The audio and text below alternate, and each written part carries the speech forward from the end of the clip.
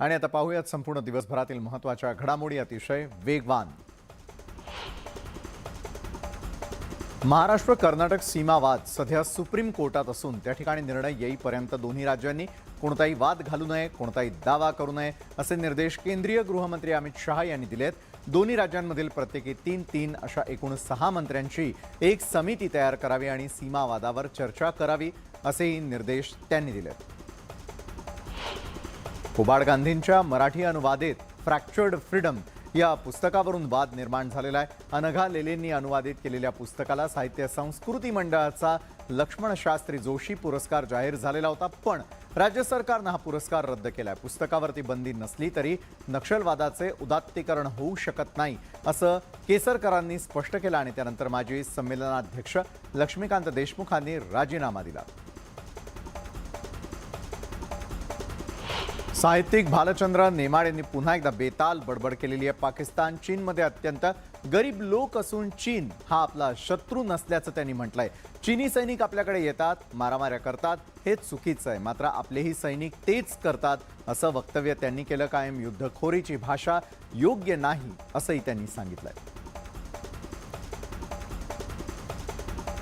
भारतानं पाकिस्तान आणि चीनला आपला शत्रू मानू नये या नेमाडे सरांच्या विधानाशी माजी संमेलनाध्यक्ष लक्ष्मीकांत देशमुख यांनी असहमती दर्शवली आहे। नेमाडे सरांनी मानवतावादी आणि देशाच्या राजकीय भौगोलिक परिस्थितीत गल्लत करू नये असं देशमुख म्हणाले।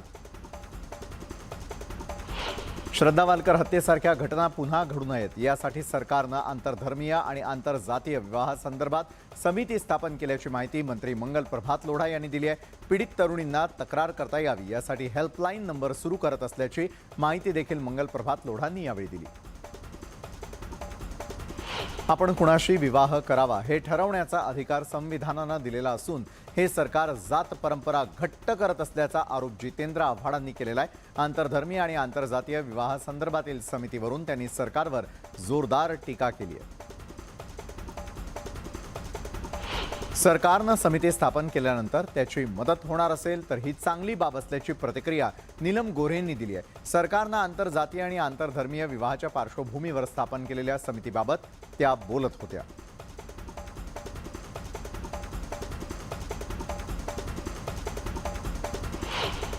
हर हर महादेव चित्रपटाचा काही भाग कापून 18 डिसेंबरला एका वाहिनीवरती प्रदर्शित करण्यात येणार आहे, मात्र स्वराज्य संघटना आपल्या भूमिकेवर ठाम आहे। चित्रपट प्रदर्शित केल्यास त्याचे गंभीर परिणाम त्या वाहिनीला भोगावे लागतील असा इशाराही देण्यात आलाय। राष्ट्रवादीचे नेते अजित पवार आणि कुटुंबीय यांना मोठा दिलासा मिळालेला आहे। इन्कम टॅक्सनं तात्पुरत्या स्वरूपात जप्त केलेल्या मालमत्तेवरची जप्ती हटवलेली आहे आणि सुप्रीम कोर्टाच्या आदेशानंतर मुंबई इन्कम टॅक्सनं ही जप्ती हटवली। या मालमत्तेवरती जरंडेश्वर साखर कारखाना, जमीन आणि इमारतीतील काही भागाचा समावेश होता। राज्यामध्ये आता आमचं सरकार आहे, हिंदूंना टार्गेट कराल तर खबरदार असा इशारा सातारा पोलिसांना आमदार नितेश राणेंनी दिलाय। एसपी खूप बघितलेले आहेत, आता राज्यात आमचं सरकार असल्याचंही त्यांनी पोलिसांना खडसावलं। यावर आता अजित पवारांनी पोलिसांना दमबाजी करू नका, त्यांना त्यांचं काम करू द्या अशी टीका विरोधी पक्षनेते अजित पवारांनी केली आहे। औरंगाबादेत वारकरी संप्रदाय सुषमा अंधारेंविरोधात आक्रमक झालेला आहे। अंधारेंविरोधात निदर्शनं करत अंधारे ज्या पक्षात असतील त्या पक्षाला मतदान करणार नाही अशी शपथ वारकरी संप्रदायानं घेतली आहे। आळंदीतील महेश महाराज यांनी सुषमा अंधारे यांची प्रतिकात्मक तिरडी काढत आंदोलन केलेलं होतं आणि त्यावर हे आंदोलन म्हणजे भाजपचं षडयंत्र असल्याचा आरोप अंधारेंनी केलेला होता। त्याला महेश महाराज यांनी उत्तर दिलंय, मी कुठल्याही पक्षाचा नाही, हिंदू धर्माचा पाईक असल्याचं त्यांनी स्पष्ट केलंय। रत्नागिरीच्या दापोलीमध्ये कृषी विद्यापीठात संयुक्त कृषी संशोधन विकास परिषद पार पडली। या परिषदेला राज्याचे कृषी मंत्री अब्दुल सत्तार यांनी हजेरी लावली। वादग्रस्त वक्तव्यासाठी प्रसिद्ध असलेल्या कृषी मंत्र्यांनी यावेळी मात्र आधीच्या चुका कबूल करत वादग्रस्त वक्तव्य टाळण्याचा प्रयत्न केला। विधिमंडळाच्या हिवाळी अधिवेशनासाठी पहिल्याच दिवशी 1200च्या वर लक्षवेधी तर दोन्ही सभागृहात आमदारांनी 10,000वरती प्रश्न दाखल केलेत। प्रश्न विचारण्यासाठी आमदारांमधील हा उत्साह पाहता हिवाळी अधिवेशन वादळी होण्याची शक्यता आहे। विधिमंडळाच्या दोन्ही सभागृहांसाठी प्रश्न आणि लक्षवेधी ऑनलाईन पद्धतीने स्वीकारल्या जातात। सोन्याच्या दरामध्ये गेल्या 24 तासात 800 रुपयांची वाढ झालेली आहे आणि सोन्याचा भाव जीएसटी सह प्रतितोळा 56,000वर पोहोचला आहे, तर चांदीच्या दरातही 1500 रुपयांची वाढ झाली आहे। उरणमध्ये JNPT कडून नवीन चौथं PSA पोर्ट उभारण्यात येत आहे. मात्र भरावाच्या मुद्द्यावरून उपकॉन्ट्रॅक्टर असलेले प्रकल्पग्रस्त आक्रमक झालेले आहेत. भरावासाठी दर वाढवून मिळेपर्यंत काम चालू देणार नाही असा इशारा देण्यात आला. बदलापुरामध्ये घरकुल योजनेअंतर्गत बांधण्यात आलेली घरं निकृष्ट दर्जाची असल्याचा आरोप नागरिकांनी केलाय. निकृष्ट दर्जामुळे ही घरं धोकादायक असून कोणत्याही क्षणी ती कोसळून दुर्घटना होण्याची भीती नागरिकांना सतावते. दरम्यान घरांची पाहणी करून धोकादायक घरं रिक्त करण्यासंबंधी पावलं उचलली जातील असं आश्वासन नगर परिषद मुख्याधिकाऱ्यांनी दिलेलं आहे. दादरमधील प्रबोधनकार ठाकरे चौकाचं सुशोभीकरण तोडण्यात आलेलं आहे. यावरून ठाकरे गटाचे कार्यकर्ते आक्रमक झाले. लोकांच्या पैशातून उभारलेलं नवीन बांधकाम का तोडलं असा सवाल करण्यात आलाय. नेरूळच्या सेक्टर 19 मधील भूखंड 55, 56 आणि 59 वरील बांधकामावर सिडकोनं तोडक कारवाई केली आहे. प्रकरण कोर्टामध्ये असतानाही तोडक कारवाई केल्यानं अनेक कुटुंब रस्त्यावरती आली आहेत. या विरोधात नागरिकांनी संताप व्यक्त केलेला आहे. स्थानिकांकडून कारवाईचा निषेध करत भूखंडाचा योग्य मोबदला देण्याची मागणी केली आहे. छत्रपती शिवाजी महाराजांबाबतच्या अवमानकारक वक्तव्याच्या विरोधात मंगळवारी पुणे बंदची हाक देण्यात आलेली आहे. बंद असतानाही एका महिलेचं दुकान सुरू होतं आणि त्यामुळे काही तरुणांनी दुकान बंद करण्यास सांगितलं. पण महिलेनं विरोध करत महाराजांचा एकतरी गुण घ्या असं म्हणत तरुणांना सुनावलं. हा व्हिडिओ चांगलाच व्हायरल होतोय.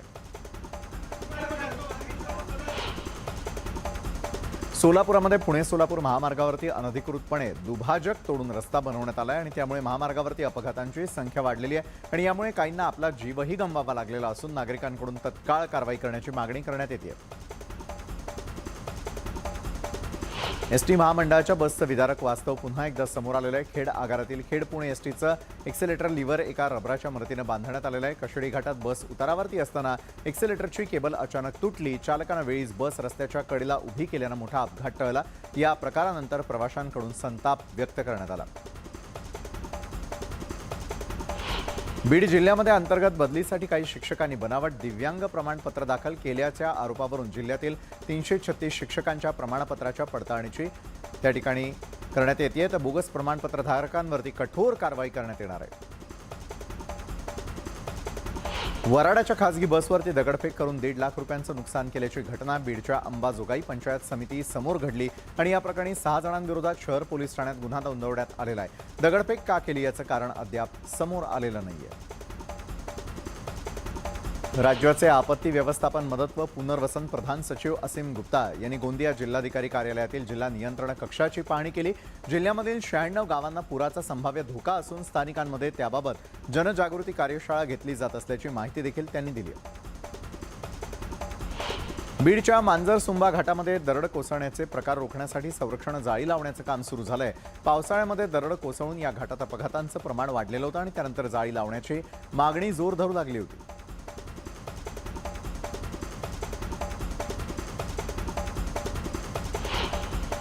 डॉक्टर बाळासाहेब सावंत कृषी विद्यापीठामध्ये संशोधन आणि विकास समितीची बैठक पार पडली. यावेळी कृषी मंत्री अब्दुल सत्तारही उपस्थित होते. काजू उत्पादकांना विशेष सवलत देता येईल काय याची पडताळणी करून विविध उपाययोजना राबवणार असल्याचं कृषी मंत्र्यांनी स्पष्ट केलं.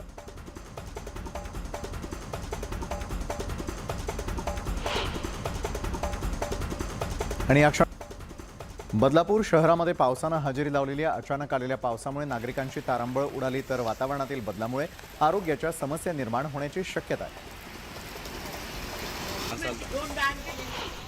पुणे जिल्ह्यामधील इंदापूर शहर आणि तालुक्यामध्ये गेल्या 2 दिवसांपासून ढगाळ वातावरण आहे. तर रात्रीच्या दरम्यान काही भागात पावसाच्या सरी कोसळल्यानं रब्बी हंगाम धोक्यात आलेला आहे. पिकं, फळं आणि फुलांवरती वातावरण बदलाचा परिणाम झालेला असून पिकांवर रोगराई वाढल्यानं शेतकरी अडचणीत आलाय.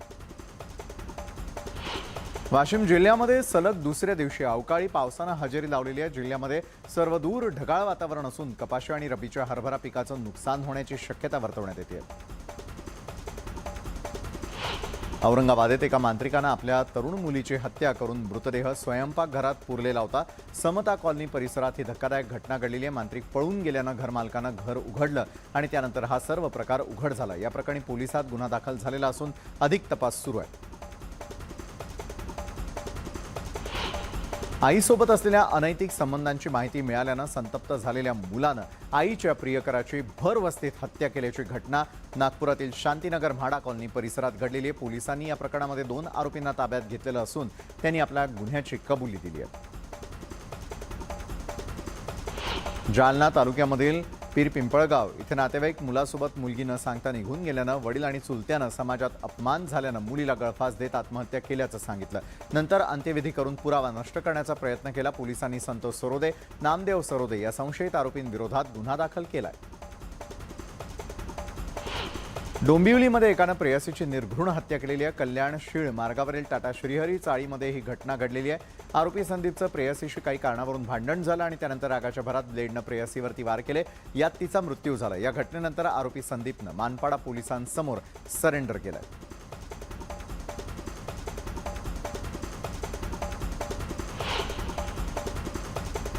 इतरही महत्त्वाच्या घडामोडींचा वेगवान आढावा स्पीड न्यूजच्या माध्यमातून एका स्पीड ब्रेकनंतर।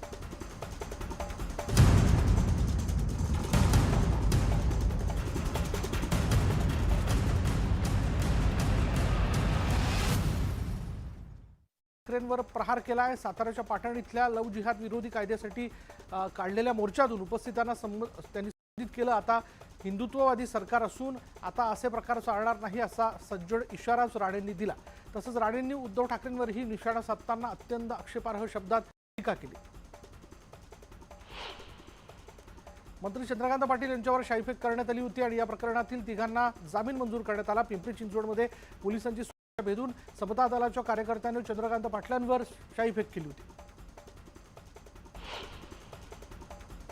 हिंगोलीच्या जिल्हा कृषी अधिकारी कार्यालयासमोर शेतकरी संघटनेने पदाधिकारी आणि शेतकऱ्यांनी अर्धनग्न आंदोलन केले। पीक विमा कंपनीने तुटपुंजी मदत दिल्यानं शेतकरी आक्रमक झालेत। पीक विमा कंपनीने शेतकऱ्यांना 100% भरपाई द्यावी अशी मागणी आंदोलकांनी केली।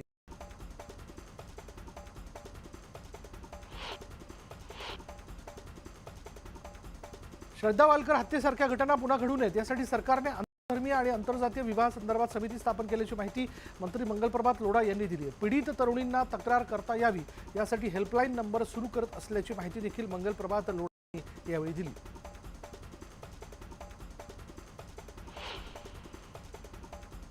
ग्राहकांचे केवायसी अद्ययावत न केल्यानं बीडच्या परळीतील बँकेला 2.5 लाखांचा दंड ठोठावण्यात आला। रिझर्व्ह बँक ऑफ इंडियाने ही कारवाई केली। महत्त्वाचं म्हणजे वैद्यनाथ सहकारी बँक पंकजा मुंडेंच्या ताब्यात असून खासदार प्रीतम मुंडे यांच्या संचालक आहेत।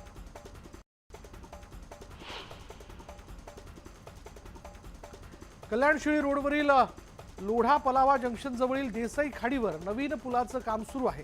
15 डिसेंबर ते 22 डिसेंबर या काळात गर्डर टाकण्याच्या कामासाठी शिळी रोडवरील वाहतुकीत बदल करण्यात आले।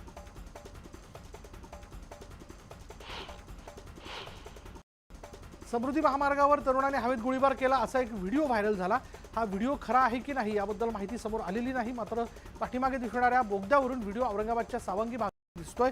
या प्रकरणी सायबर पोलिसांकडून अधिक तपास सुरू आहे। चांदवड महसूल विभागाच्या उपकोषागाराला एसीबीने अटक केली आहे। वेतनाचं बिल मंजूर करण्यासाठी 10,000ची लाच घेताना सुनील तडवीला अटक करण्यात आली। कल्याणमधील एका विवाहितेने समोरच्यांनी केलेल्या शारीरिक आणि मानसिक छळाला कंटाळून आत्महत्या केल्याची घटना घडली आहे। या प्रकरणी मृत महिलेचा पती आणि सासू सासऱ्यांना पोलिसांनी गुन्हा दाखल करून अटक केली। उधार घेतलेले पैसे परत न दिल्यानं मित्रानेच मित्राच्या अंगावर पेट्रोल टाकून जिवंत जाळण्याचा धक्कादायक प्रकार यवतमाळच्या शंकरपूरमध्ये घडला। या घटनेत आकाश भुयर हा तरुण 50% भाजला असून त्याच्यावर उपचार सुरू आहेत। तर आरोपी संदीप वंजारीला पोलिसांनी ताब्यात घेतलं। हडपसरमधील प्लॉट आणि बनकर कॉलनीत कोयता गँगची दहशत पाहायला मिळाली आहे। कोयता गँगनं परिसरातील वाहनांची तोडफोड केली असून काही झाडांचंही नुकसान केलं। तर दुचाकी चालकाच्या अंगावरही हे गुंड कोयता घेऊन धावले। हा सर्व प्रकार सीसीटीव्ही कॅमेऱ्यात कैद झाला। मुंबईतल्या हवेची गुणवत्ता दिवसेंदिवस घसरते। हवेचा दर्जा वाईट वरून वाईट इतका घसरलाय। दिल्लीच्या धर्तीवर मुंबईत 10 दिवसांसाठी ग्रॅप प्रणाली लागू करण्यात आली आहे, ज्यात बांधकाम आणि पाडकामावर बंदी घालण्यात आली आहे। चंद्रपूरच्या घोडवाडी गावात हिऱ्याची खाण असल्याचं संशोधनातून समोर आलंय आणि या खाणीचं केंद्र एका घराच्या चुलीखाली असल्याचं समोर आले। या खाणकामासाठी आता ग्रामपंचायतीने पुढाकार घेतला, त्यामुळे भविष्यात इथं हिरे सापडतात का हे पाहणं महत्त्वाचं ठरणार आहे।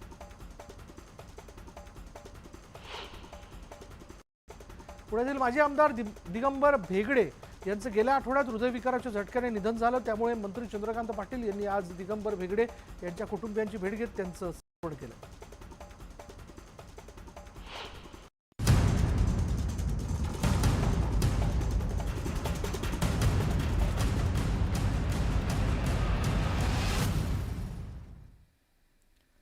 ब्रेकनंतर स्पीड न्यूजमध्ये आपल्या सगळ्यांचं पुन्हा एकदा स्वागत आणि आता पाहूयात उर्वरित घडामोडी.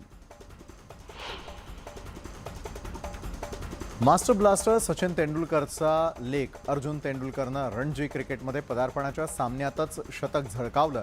मुंबईकडून संधी मिळत नसल्यानं अर्जुननं गोव्याकडून स्थानिक क्रिकेट खेळण्याचा निर्णय घेतला. गोव्यानं त्याची चाचणी घेत राजस्थान विरुद्धच्या सामन्यामध्ये खेळवण्याचा निर्णय घेतला. अर्जुननंही मिळालेल्या संधीचं सोनं केलं. अर्जेंटिनानं क्रोएशियावरती 3-0 अशी मात करत 6व्यांदा विश्वचषक 2022च्या अंतिम फेरीत प्रवेश केलेला आहे. दरम्यान हा अंतिम सामना अर्जेंटिनाचा कर्णधार लिओनेल मेस्सीचाही शेवटचा सामना असणार आहे. मेसीनं या सामन्यानंतर आपण निवृत्त होणार असल्याचं जाहीर केलं आहे. दक्षिणेतील लोकप्रिय अभिनेता विजय सेतुपतीनं आपल्या चाहत्यांना आश्चर्याचा सुखद धक्का दिलेला आहे. विजयनं इंस्टाग्रामवरती शेअर केलेल्या एका फोटोत तो एकदम फिट दिसतोय. शाहरुख खानच्या जवान या चित्रपटामध्ये विजय प्रमुख भूमिका साकारणार असल्याची चर्चा आहे.